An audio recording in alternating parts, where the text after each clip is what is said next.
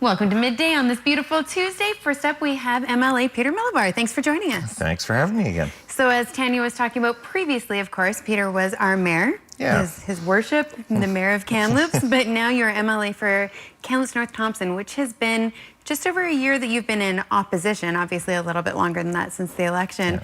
Before we move into other matters, tell us, what's opposition like been for you?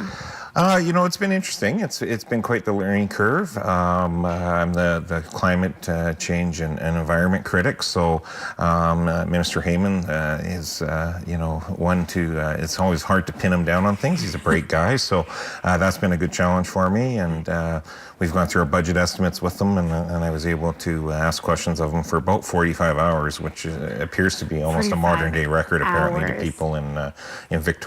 Normally, you have about 6 or 7 hours. Yeah. So it was quite a long marathon process for the two of us, and you know, so those types of things have been coming together well for me, and been able to action quite a few constituent concerns and issues that they've had, from floods to fires to, you know, medical services issues or driver's license issues and things like that as well. So that side of the job's been going well as well. Okay. And as for being critic, what would be your biggest concern currently with your portfolio and being the critic of that? Well, I think the big thing moving forward into the fall will be the climate plan that they come up with, the new updated climate plan. Right. Obviously, there's been a lot of talk from the Green Party that it better be up to snuff, or they may bring the government down. We'll see if Mr. Weaver is more than just bluster at that point, I guess. But with the potential of LNG, and we're getting closer and closer to final investment decisions on 1 or 2 plants moving forward, and what that does to the greenhouse gas emissions and again, the green threats around that, and so that'll probably be the big focus for myself in the fall. All right, opposition, always fun. You get to work the old vocal cords a little bit more when you're in opposition. Yeah, absolutely. I've been fortunate to ask quite a few questions in question period and that, so like I say, I seem to be finding my stride. Still a bit to learn, obviously, but it's a big learning curve. It is a big learning curve. It's similar but different at the same time, and yes. So you know, there's been a bit of experience to draw upon, but at the same time having to change things a little bit, yeah.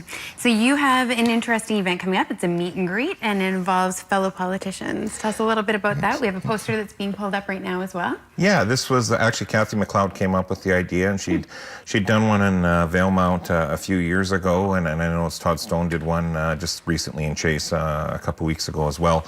And really, it's around just having people come and meet their politician in a non-political setting. This isn't a campaign rally or anything. Despite the suits in the pictures, that's despite right. the formal headshots, this is a less formal event. It's a less formal event. It's a way for people to connect with the three. We're all three of us aren't in town a ton because of the schedules of Victoria and Ottawa. Yeah, depending on when you're sitting and when right. the legislature And so this is just meant for a quick connect with people for a couple hours on September 8th there, and you know, that way people can come and maybe feel that if they have a bit of a personal connection, they'll be a little less intimidated to connect with our offices. We do all have full-time staff. Our offices are all nonpartisan, so you know, it doesn't matter how you vote or how you politically lean. If you have an issue going on that you need help with the provincial government or the federal government, you really do need to connect with our offices, and this is a way for us to reach out to the community and have one more contact point with them. Excellent. And one thing people might be curious about and interested in talking about there, or as they step into constituency offices, is the matter, of course, of the upcoming referendum here in BC. So electoral reform is being discussed, so first past the post versus proportional representation. I have a feeling you are strongly planted in one camp, as most people are. Tell us a little bit, just succinctly, about your position on that, what you believe about proportional representation, and then I'd love to hear from you why you believe it is being advocated for by others.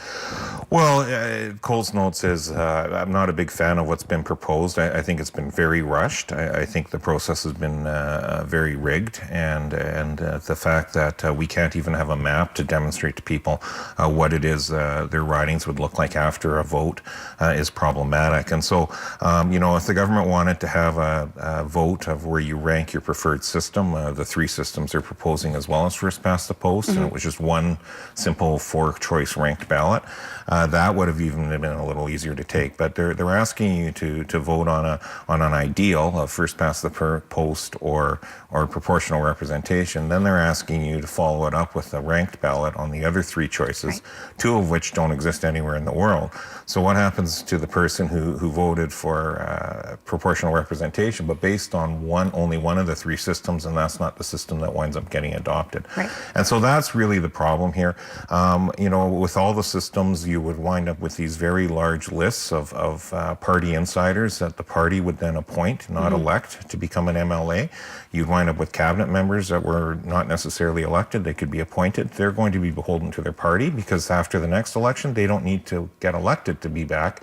They need to stay on the right side of the party leader and the party hierarchy.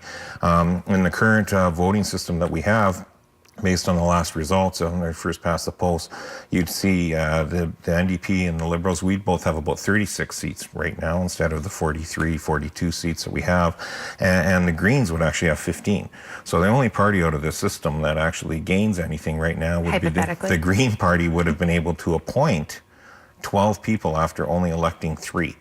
And so you can see how that balancing pool of appointed people starts to get very problematic. So obviously, from your vantage point, the costs do not outweigh the benefits. Really quickly, what would the benefits be?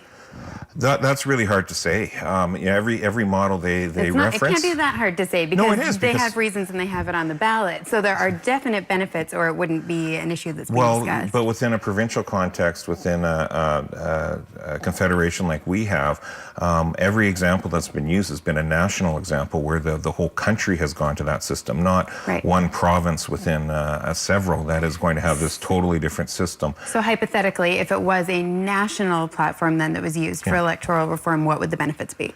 I still have a hard time finding what the benefits will be. What would they say the benefits would be? Well, they'll say that your vote is more representative, but you're not going to have, let's say last time in both our ridings, the Green Party got around 20% of the vote. You're not going to have 1/5 of a person suddenly represent you as a Green Party member in Kamloops North Thompson or Kamloops South Thompson. And so this whole, then I'll have a representative voice isn't necessarily accurate, especially down to the local level. And so that's really at its core the problem. And the biggest problem is because it's been so rushed this time. Let's remember, we've had 2 other votes on this in the past. Both took a long time to get to the actual referendum day. Both took a long time with nonpartisan citizen assemblies that came up with questions in the format. This has been very rushed to the point that we can't even get proper information or a map out of the government. Elections BC still trying to figure out how all the rules apply to who can advertise or not advertise, and we're only 2 months away from a vote. And it's happening in the middle of a municipal election campaign. So I think what we encourage people to do is become more educated, perhaps on both sides of the aisle on the issue, but here's a good place to start. Man, I wanted to talk about ICBC, I wanted to talk about all sorts of other things, but time just speeds by like that. I'll come back anytime. When visiting with you, Peter, That's it's a blink of an eye. Thanks so much for joining us. We'll be back with more Midday in just a moment.